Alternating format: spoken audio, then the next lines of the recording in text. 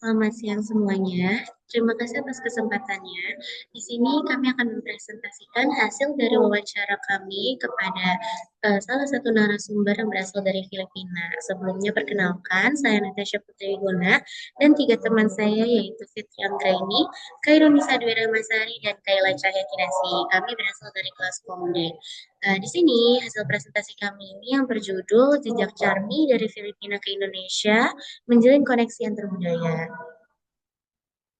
Oke, yang pertama di sini ada profil narasumber, yaitu kita mewawancarai wanita asal Eropa yang bernama Charmi Gravilas. Kami memanggilnya itu Tita Charmi Gravilas karena Tita itu artinya dalam bahasa Filipina adalah tante. Tita Charmi Gravilas ini tinggal di Filipina. Ia telah menjalani perjalanan hidup yang membawanya ke Asia Tenggara, yang kini ia anggap sebagai rumahnya. Kehidupan di Filipina menurutnya itu sangat mirip dan memiliki banyak kesamaan dengan Indonesia, seperti keramahan masyarakat, di mana masyarakat Indonesia dan Filipina yang sangat friendly, kemudian nilai kekeluargaan yang kuat, dan kedekatannya dengan alam. Hal ini menurutnya itu sangat berbeda, berbanding terbalik dengan kehidupannya di eh, tempat tinggal aslinya, yaitu di Eropa, yang lebih berfokus pada sikap individualisme dan efisiensi sebagai orang pengamat dan efisiensi. Sebagai seorang pengamat budaya, Tita Charmi merasa hidup di Filipina memberikan banyak pelajaran tentang fleksibilitas dan penerimaan.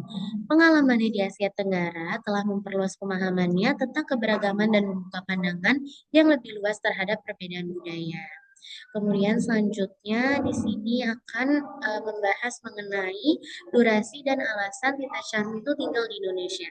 Jadi Tita Charmi Gravilas ini tinggal di Indonesia selama dua periode. Yang pertama itu ia tinggal di sini sejak 2018 hingga 2020. Lalu kemudian di 2020 akhir ia kembali lagi dan tinggal di Indonesia lagi hingga 2023. Jadi totalnya ia berada di Indonesia itu selama 5 tahun. Ia datang untuk melanjutkan karir di sektor internasional, memanfaatkan pengalaman di pasar Asia Tenggara. Di Indonesia, ia menemukan banyak peluang untuk berkembang, baik secara profesional maupun pribadi, berkat keberagaman budaya dan tradisi yang ada. Kita Charmi semakin tertarik dengan dinamika komunikasi antar budaya yang ada di Indonesia, yang kaya akan berbagai suku, bahasa, dan agama. Pengalamannya beradaptasi dengan beragam budaya memberinya pemahaman yang lebih dalam tentang pentingnya komunikasi lintas budaya, baik di lingkungan profesional maupun sosial. Seiring waktu, Tita Charmi menyadari betapa berharga kemampuannya dalam menjalin hubungan antar budaya yang tidak hanya memperkaya pengalamannya, tetapi juga memperkuat posisinya di dunia kerja internasional. Karena kontribusinya itu dalam memperkuat komunikasi antar budaya, maka Tita Charmi memperpanjang masa tinggalnya di Indonesia. Nah, untuk selanjutnya di sini ada permasalahan yang ditemui oleh Tita Charmi, baik permasalahan interpersonal, kelompok ataupun organisasi. Nah, jadi di sini Tita Charmi menjelaskan bahwa meskipun perbedaan budaya antara Indonesia dan Filipina tidak terlalu mencolok, dapat beberapa tantangan komunikasi interpersonal yang penting untuk diperhatikan, seperti perbedaan bahasa dan pemahaman budaya. Meskipun bahasa Indonesia dan Tagalog memiliki kemiripan, perbedaan dalam cara berkomunikasi juga dapat mempengaruhi interaksi sehari-hari. Selain itu, cara mengekspresi emosi dan menyelesaikan konflik juga bisa berbeda, yang memerlukan adaptasi. Dalam konteks kelompok, khususnya di lingkungan kerja seperti Philip Morris, keberagaman latar belakang budaya dapat menyebabkan kesalahpahaman dalam dinamika tim. Dengan meningkatkan pemahaman dan keterampilan komunikasi lintas budaya, kita dapat lebih siap menghadapi potensi kendala komunikasi yang mungkin muncul. Nah, jadi di sini Tita Charmi itu menjelaskan bahwa beliau ini tidak memiliki permasalahan yang berat dalam komunikasi di antara budaya Indonesia maupun di Filipina. Karena menurut Tita Charmi sendiri, budaya Indonesia dan Filipina itu tidak terlalu mencolok perbedaannya. Bahkan ada beberapa budaya di Indonesia dan di Filipina itu memiliki kesamaan. Jadi menurut dari Tita Charmi sendiri, dia tidak terlalu merasa terbebani antara budaya Indonesia dan budaya Filipina. Cuman dia menjelaskan bahwa belajar bahasa Indonesia dan bahasa Filipina juga hampir memiliki kesamaan seperti itu. Oke, selanjutnya saya akan menjelaskan perbedaan budaya antar Dan menurut narasumber kami, Tita Charmi, terdapat beberapa perbedaan antara Indonesia dan Filipina. Walaupun secara garis besar, dua negara tersebut banyak memiliki kesamaan dalam beberapa aspek. Contohnya, perbedaan budaya yang sangat terlihat antara Indonesia dengan Filipina yaitu saat mengadakan acara pesta pernikahan, ketika seseorang mengadakan acara pesta pernikahan di Indonesia, seringkali pemilik acara tersebut mengundang banyak orang yang tidak terlalu dikenalnya. Para tamu juga akan berlomba-lomba menggunakan pakaian yang sangat bagus dan menarik perhatian langsung. Sedangkan di negara Filipina, ketika seseorang mengadakan pesta pernikahan, mereka hanya akan menggunakan pakaian yang sangat tepat saja. Datang dalam hanya akan mengenakan pakaian casual dan tidak terlalu mencolok dari pemilik acara tersebut. Selanjutnya ada cara mengatasi permasalahan atau konflik antar budaya. Nah, jadi menurut narasumber kami itu, di cara negara Velas, orang Filipina itu tuh punya cara unik untuk menghadapi konflik ataupun permasalahan antar budaya. Di sini kita meng-highlight empat cara mereka mengatasinya. Nah, yang pertama ini ada mengedepankan sikap empati dan kesopanan.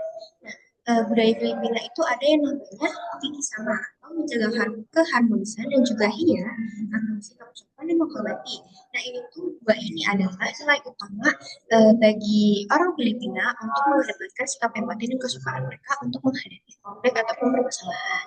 Nah, di sini tuh mereka tuh berkomunikasi dengan cara lembut dan juga enggak konfrontatif untuk menjaga hubungan sosial mereka. Nah, untuk yang kedua itu ada mengembangkan fleksibilitas dan juga kemampuan beradaptasi. Nah, budaya Filipina itu dikenal adaptif dalam menghadapi perbedaan kita. Kalau misalnya nih mereka dihadapkan oleh suatu kebaruan, nah mereka itu bisa banget adaptasi atas kebaruan tersebut. Karena mereka juga punya yang namanya balik bayan spirit atau tetap mempertahankan tradisi dan juga nilai mereka meskipun di lingkungan asing. Nah, yang ketiga ada menghargai komunikasi. Nah, komunikasi nonverbal ini seperti senyuman dan juga bahasa tubuh itu sangat berperan penting dalam membangun hubungan.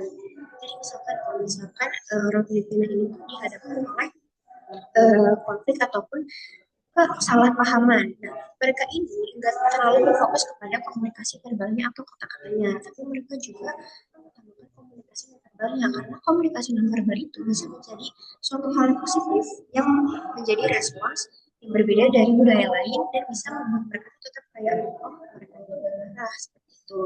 Nah, habis itu ada yang keempat, yaitu tidak membawa konflik secara personal. Nah, ini tuh adalah cara mengatasi konflik mereka nih, karena kalau misalkan mereka dihadapi oleh suatu konflik, mereka tuh nggak melihat konflik ini tuh secara personal. Mereka tuh enggak membuat hubungan mereka tuh renggang karena suatu konflik ini. Ini disebutkan bahwa mereka itu mencegah harmoni sosial dengan menghindari konflik terbuka. Dan mereka itu juga tidak mempersoalkan hal-hal kecil dan juga kepada solusinya aja serta kelangsungan hidup harmonis dan hubungan baru mereka.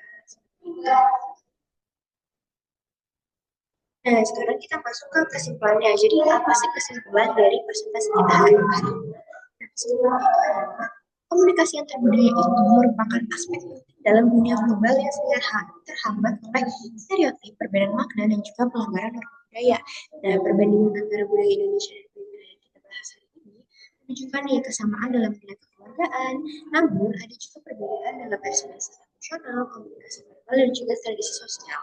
Nah, untuk menciptakan interaksi yang harmonis antar kita, diperlukan yang namanya empati, fleksibilitas, dan juga kemampuan beradaptasi sehingga komunikasi antar budaya kita ini dapat memperkuat hubungan sosial kita dan juga kerjasama yang efektif di berbagai konteks.